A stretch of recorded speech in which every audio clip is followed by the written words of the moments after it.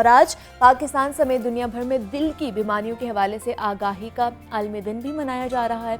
और दिल की बीमारियों का बाइस बनने वाली ग़िज़ाई और ग़िज़ाई आदत कौन कौन सी है, दिल को सेहतमंद और तवाना कैसे रखा जा सकता है, कौन कौन सी जो ग़िज़ाओं का इस्तेमाल दिल की बीमारियों से हमें बचा सकता है, इस पर हमने आज बात करनी है। और इसके साथ साथ जैसे मैं बता रही थी कि स्मोक का ख़तरा भी सर उठा रहा है और स्मोक की वजह से भी कई बीमारियां जो हैं वो जन्म लेना शुरू कर देती हैं। तो इनसे हम कैसे बच सकते हैं अपनी ग़िज़ाई आदत को बेहतर करके, आज हमने इस पर बात करनी है। इस वक्त हमारे साथ मौजूद है हमना मुरसलीन है, क्लिनिकल न्यूट्रिशनिस्ट हैं। हमना, मैं आपको खुश आमदीद कहती हूँ। जागो लाहौर में कैसी हैं आप? ठीक ठाक, अस्सलाम वालेकुम। वालेकुम अस्सलाम। हमना, जैसे आज आलमी तौर पर दिल का जो है वो दिन मनाया जा रहा है, वो वाला दिन दिल का दिन नहीं है कि दिल लगाने वाला है, ये दिल को बचाने वाला अच्छी आदत से और ग़िज़ा से हम लोग किस तरह अपने दिल को बीमारियों से बचा सकते हैं। तो दिल की बीमारियों का जो है हमारी ग़िज़ा से कितना ज़्यादा कांटेक्ट है या कह लें कि ताल्लुक़ है, और किस तरह की ग़िज़ाएँ हमें खानी चाहिए? ठीक है, हार्ट हेल्थ है और न्यूट्रिशन है, टॉपिक बहुत वर्सेटाइल है।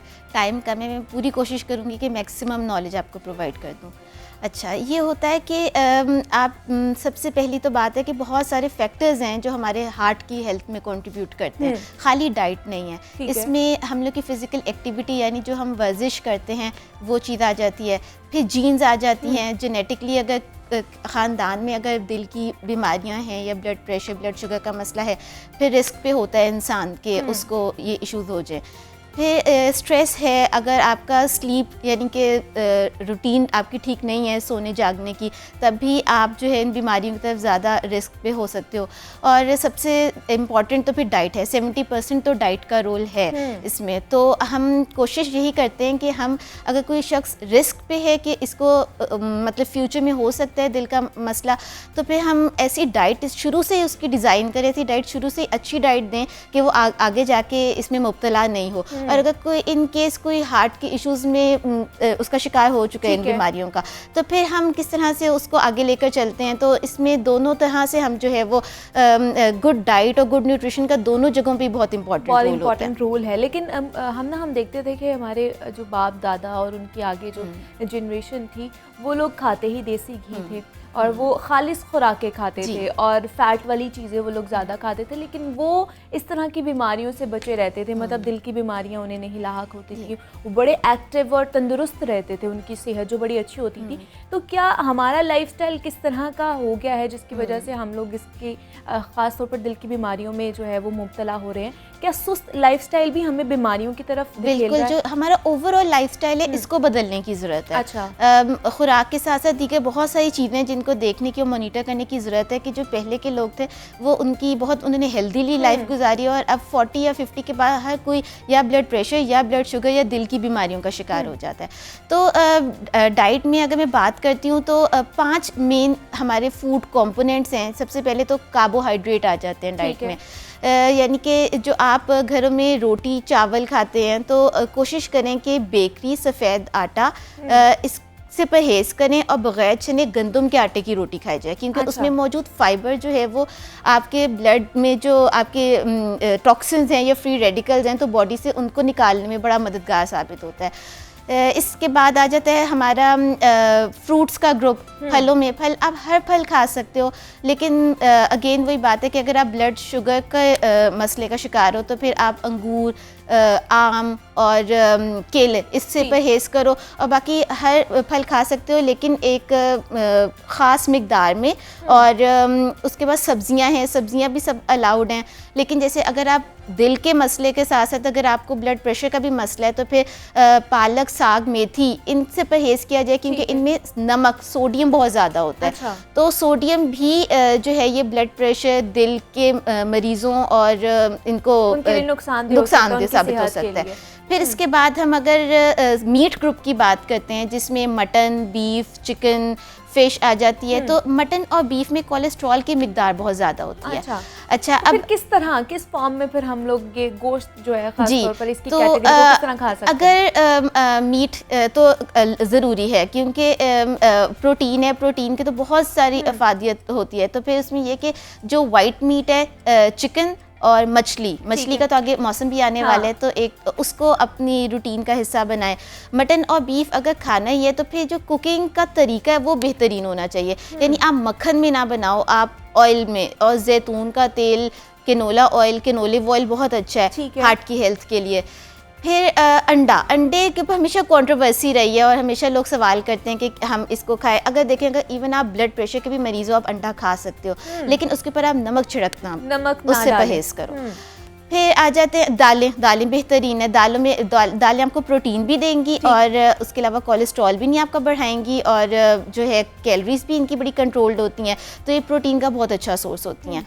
फिर हम बात करें, अगर फ़ैट ग्रुप की बात करते हैं, तो उसमें जो मेवा जाते हैं, इनका बहुत ख़ास रोल है हमारे दिल की बीमारियों इसमें, क्योंकि जैसे बादाम हो गए, अखरोट हो गए, पिस्ते आ जाते हैं, और बाकी जितने भी हमारे ड्राई नट्स आ जाते हैं। अगर हर जर्नल रिकमेंडेशन तो यही है कि एक मुट्ठी नट्स आपको रोज़ाना खाने चाहिए। इनमें मौजूद जो मैग्नीशियम है और जो दीगर बाकी वाइटामिन्स हैं, ये मिनरल्स हैं, ये हमारे मतलब दिल के मरीज़ों के लिए तो बहुत अच्छे हैं। फिर इन्फ्लेमेशन को कम करना, उसके बाद फिर इम्यूनिटी को बढ़ाना, और जिस तरह से फिर अब सीज़न चेंज हो रहा है, आगे स्मोक का भी मौसम आ रहा है, तो उसमें ये एंटी स्मोक इफ़ेक्ट्स भी होते हैं इनमें, लंग्स की वो उसमें जो है उसकी फंक्शनिंग को अच्छा करने में, ब्रीदिंग के इश्यूज़ को कंट्रोल करने में नट्स का बहुत रोल है।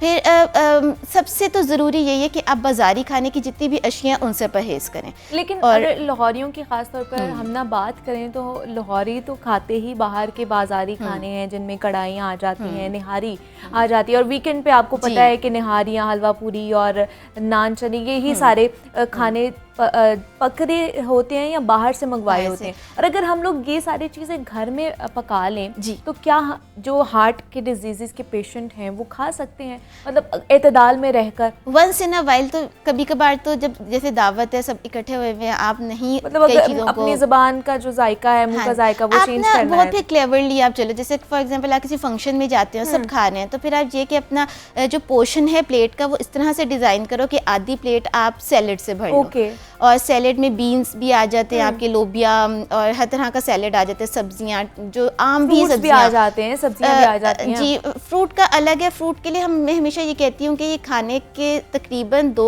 से 3 घंटे पहले या खाने के 2 से 3 घंटे के बाद आप खाएं, अगर आप इसको, आपको मैक्सिमम इसकी तवानाई अगर चाहिए। खाने के साथ फ्रूट को कभी ना खाएं, फल को कभी ना खाएं। फिर आप अपना जो पोर्शन है वो आप अपना अगर प्लेट को 3 हिस्सों में डिवाइड करते हैं, तो आधी प्लेट सलाद की, आधी प्लेट आप रोटी या नान या चावल जो भी उस टाइम अवेलेबल है, और आधी प्लेट आप सालन से भर लें। और अगर घर का खाना बना हुआ खाएंगे, फिर भी उसमें बाज़ार के मुकाबले में जो है वो ऑयल कम होगा, और अच्छी क्वालिटी का ऑयल भी अच्छा इस्तेमाल होता है घरों में, और साफ़ सुथरा खाना होता है, जो कि दिल की सेहत के लिए बहुत अच्छा है। तो किस तरह उन्हें अपना, मतलब जो इस चीज़ का शिकार हैं लोग, उनको किस तरह अपना स्केड्यूल बनाना चाहिए? मतलब सुबह उठकर किस टाइम उनको, मतलब जो टाइम टेबल है और टाइमिंग कितनी इम्पॉर्टेंट है खाने के लिहाज से? अच्छा, हम अगर इनका मैं डाइट प्लान इनका डिज़ाइन करूं, तो सबसे पहले तो मैं नमक कहूँगी कि नमक से बिल्कुल टोटली परहेज़ करेंगे। ठीक है, और अपने डाइट में से निकाल दें। आप ऊपर से एडिड शुगर, एडिड सॉल्ट, तो स्प्रिंकलिंग तो बिल्कुल आप ख़त्म कर दो, क्योंकि कई चीज़ों में नेचुरली शुगर सॉल्ट होता है मौजूद। बिल्कुल। तो आप ऊपर से एक्स्ट्रा स्प्रिंकलिंग ना करो। फिर पानी का बहुत 8 से 10 गिलास पानी पूरे दिन में ज़रूर है। इसके अलावा अपना जो नाश्ता है सुबह का, वो भरपूर होना चाहिए, और नाश्ते में जौ का दलिया बहुत बेहतरीन है। इसमें फाइबर और दीगर और जो इसके न्यूट्रिएंट्स हैं वो दिल के लिए भी बहुत अच्छे हैं, वैसे ब्लड शुगर, कोलेस्ट्रॉल और इन सब चीज़ों के लिए भी ये बहुत फ़ायदेमंद। साथ नट्स का इस्तेमाल ज़रूर करें, कहवा ज़रूर पिएँ। जो ग्रीन टी है, इसमें मौजूद एंटीऑक्सीडेंट्स, और अगर आप इसमें थोड़े से लीमू के चंद कतरे डाल लें, और पुदीने के चंद पत्ते, और अदरक बहुत एंटी इन्फ्लेमेटरी बेहतरीन फूड है आपकी हार्ट की हेल्थ के लिए, और बाकी आपकी जो बाकी ओवरऑल हेल्थ के लिए। तो उसका एक स्लाइस आप अपनी ग्रीन टी में ज़रूर शामिल करें। तो 2 से 3 कप ग्रीन टी के ज़रूर पिएँ। फिर इस नाश्ते के बाद तकरीबन इसके 3 घंटों के बाद आपका एक मिड मॉर्निंग स्नैक टाइप होना चाहिए। उसमें आप फल खा लें। अच्छा। अब फल आप हर खा सकते हैं, बस ममानियत तब आ जाती है जब आप, अगर आप साथ हार्ट के मरीज़ होने के साथ साथ ब्लड शुगर के भी, जैसे मैंने आपको बता दिया, तो फिर ऐसे में आप आम, केला और अंगूर से परहेज़ करें। इस्तेनाब करें, परहेज़ ही करें, ठीक है। फिर इसके बाद तकरीबन 2 से 3 बजे तक आपका दोपहर का खाना होता है। उसमें जो नॉर्मल सलाद होती है, जो भी घर में मौजूद सब्जियां, टमाटर, प्याज, खीरा, मूली, गाजर, ये इन सब के साथ आपने रोटी खानी है बग़ैर चने गंदम के आटे की। सफ़ेद आटा, सफ़ेद ब्रेड और बेकरी की जो होती है बनी हुई रोटी और उनकी जो बेकरी के बिस्किट्स वगैरह, चावल भी, इवन चावल भी क्योंकि वेट पुट ऑन करते हैं, तो आप इनसे अगर खाने हैं तो फिर वो भी आप थोड़ा सा पोर्शन कंट्रोल में खाएंगे आप। और उसके साथ आप सालन खा लें, जो भी सालन घर में बनावे, लेकिन कोशिश करें कि घी को छोड़ के ऊपर से ड्राई सालन आप खाएं। और फिर अगेन ये कहूँगी कि एक जर्नल डाइट प्लान में बता रही हूँ, अगर आप दिल की बीमार होने के साथ साथ कोलेस्ट्रॉल आपका ज़्यादा है, यूरिक एसिड और भी मसले हैं, तो एक मरतबा आप अपनी डाइटिशियन से कंसल्ट करके अपनी हेल्थ के अकॉर्डिंग प्रॉपरली अपना डाइट प्लान आप डिज़ाइन करवाएं। फिर 5 से 6 बजे जो मिड इवनिंग टाइम होता है, उसमें भी कोई दोबारा से फल खाया जा सकता है। और रात का जो खाना है वो 8 बजे तक आप बिल्कुल अपना वाइंड अप कर दें। इसमें बग़ैर चने गंदम के आटे की रोटी के साथ जो भी सालन बना हुआ है वो खा लें। और रात को जो दूध पीना है 11 से 12 बजे या जब भी आपने सोने लगना है, नीम गर्म दूध, इसमें हल्दी ज़रूर शामिल करें।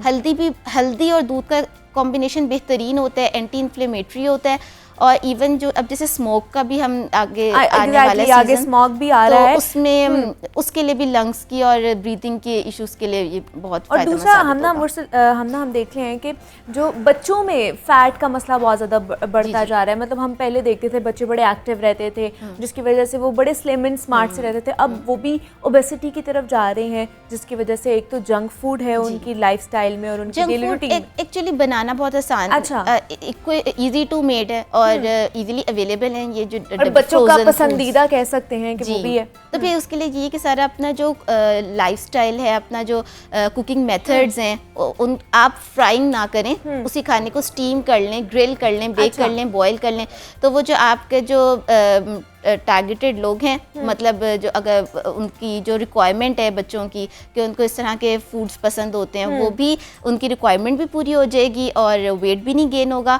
और इसके साथ साथ उनकी जो क्रेविंग्स हैं हम उनको भी मतलब कर लेंगे। तो बाकी ये कि जो जूसेस हैं वो अक्सर मैं यूँ देखती हूँ कि डब्बे वाला जूस बच्चे बहुत ज़्यादा पी रहे हैं, या इवन जो बड़े हैं वो फ्रेश फ्रूट जूस बहुत पी रहे हैं। तो आपको ये कोशिश करनी चाहिए कि होल फ्रूट खाएं बजाय कि फ्रेश फ्रूट जूस पीने के, ताकि आपको उस फ्रूट की फाइबर भी मिले जो कि फ्रूट जूस से निकल गया होता है। तो इस तरह से हम शुरू से ही, अगर बचपन से ही हम अच्छी और बैलेंस डाइट बच्चे की लेकर चलते हैं, तो वो आगे जाके फिर मुख्तलिफ बीमारियों का शिकार एग्जैक्टली